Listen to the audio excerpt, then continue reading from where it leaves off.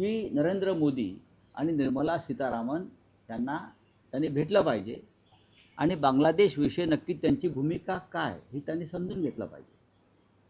बांगलादेशमध्ये गेल्या 1 वर्षापासून ज्या हिंसक दंगली सुरू आहेत त्याच्यामध्ये आतापर्यंत आमची 450 मंदिरं पाडली, हजारो हिंदू जनतेच्या घरांना आगी लावल्या आणि जवळजवळ 230 ते 240 हिंदूंची हत्या झाली. त्यांना जाळून मारलं, त्यांच्या हत्या झाल्या, त्यांना गोळ्या घातल्या.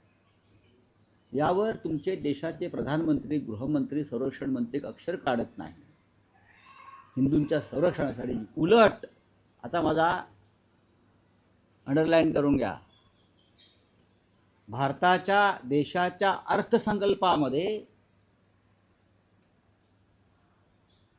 ऐकून घ्या, हे बांगलादेशी घालवायला निघाले आहेत ना महापौर, देशाच्या अर्थसंकल्पाचा जर तुम्ही नीट अभ्यास केला तर त्याच्यामध्ये तुम्हाला दिसेल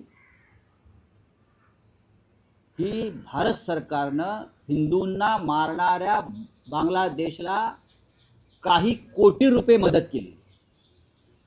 मी आकडा सांगेन तुम्हाला. पण बांगलादेशला मदत केली आहे की नाही, का हे का कॉन्ट्रॅक्ट किलिंग केलं का, हिंदूंना मारण्यासाठी पैसे दिले?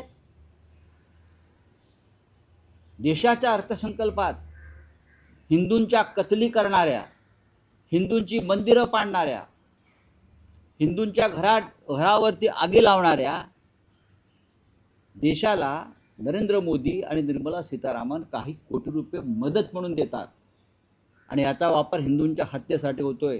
मुंबईच्या महापौरांना जाऊन सांगा मी जे म्हणतोय खोटं आहे म्हणून सांगा. हिंदूंच्या कत्तली करण्यासाठी कोट्यावधी रुपये कालच्या अर्थसंकल्पामध्ये नरेंद्र मोदींनी दिलेले आहेत. हे जे तुमच्या महापौरांना माहीत नसेल ना, तर उगाच हिंदू मुसलमान करू नका.